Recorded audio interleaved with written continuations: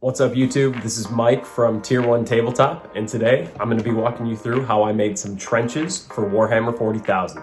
Let's do it.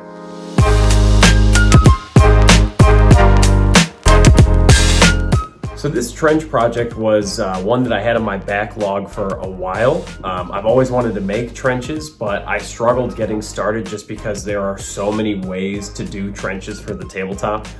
So many different styles, methods for building.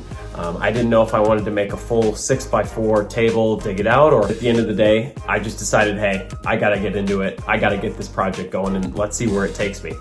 Ultimately, I decided to go a more modular route. So I started off with some 1/4-inch MDF, grabbed the jigsaw and cut out the necessary bases. I ended up cutting about 7 feet worth of bases. For the foundation of the trenches, I used 1-inch pink insulation foam. I cut strips that were roughly 3 inches wide.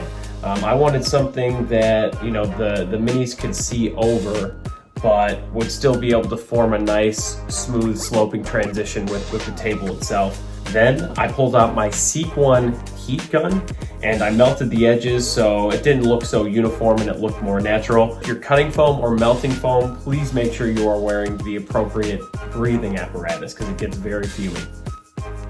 After that, I grabbed some black craft paint and Mod Podge and made a primer that I applied by hand.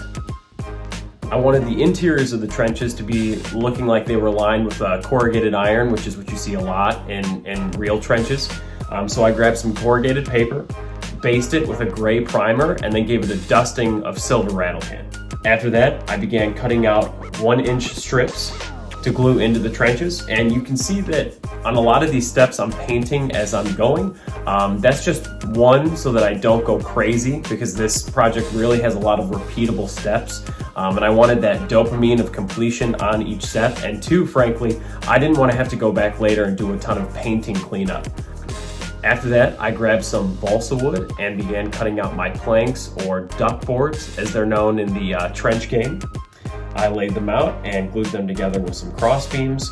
You will see that I based them all in a brown rattle can, but I did run out of balsa strips, so for the last sections I used chipboard. I scored them with a knife and textured them with an iron brush, and I think once the paint goes on, you really can't tell the difference. After that, I grabbed some bamboo skewers to act as my stakes for the barbed wire. I poked holes in the sides of the trenches and then cut a bunch of different lengths for the stakes. I thought that would maybe give it a bit more visual interest, and I think it did. I like the way they came out. Before I moved on though, I felt like the inside of the trenches could use some more trim, so took some more balsa wood, added some more reinforcements. For my barbed wire, I grabbed some black gauge wire and twisted it into a hairpin. I put the rounded end into a power drill, grabbed the other end, and turned the drill on so that it twisted together.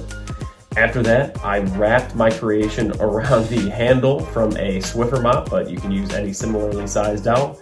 And I came out with what I thought was some very good and cheap, easy to make razor wire.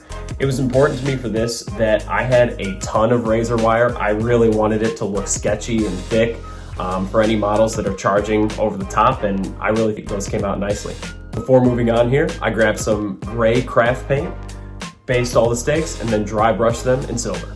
So this next part was the thing that I was simultaneously the most excited about and the most nervous about when it came to this project. To make the mud for the trenches, I grabbed some Mod Podge, spackling compound, 3 different types of craft paint, water, 2 different sand gradients, and a new ingredient I was looking forward to using, coconut fibers, to represent the churned up earth, the roots, the grass from when the trenches will be dug out.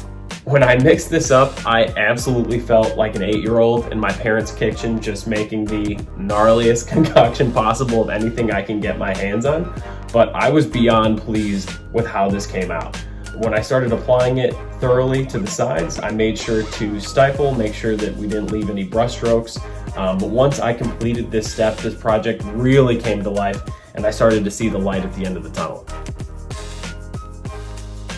No trenches are complete without sandbags, so I grabbed some Dawes modeling clay, rolled it up into a ball, took that ball and rolled that into a sausage. Once I had my sausage, I took another piece of chipboard and flattened that sausage out. After that, I cut them into roughly 1/2-inch pieces, picked them up, pinch the ends, and bam, just like that, you have a sandbag. Now, one thing I did not anticipate on this project was how long the sandbag process would take, doing them all individually by hand.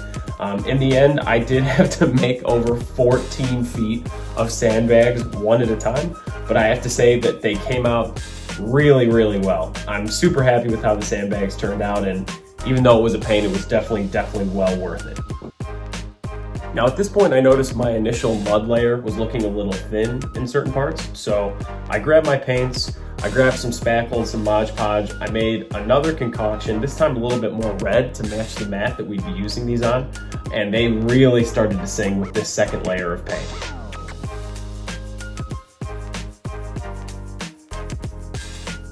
After that, I made a mixture of Mod Podge and water, put it into a spray bottle, and sealed the entire thing. Now, admittedly, I probably used too much water in this step, and it did cause some of the boards to warp a bit, but it wasn't anything too noticeable.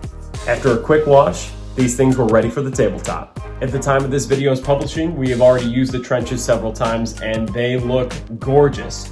Super modular, super flexible, can be used in a lot of different setups. In the end, I have to say this might actually be one of my favorite terrain pieces I've ever made, and I'm glad that Logan, the webmaster from Tier 1 Tabletop, requested that I do it.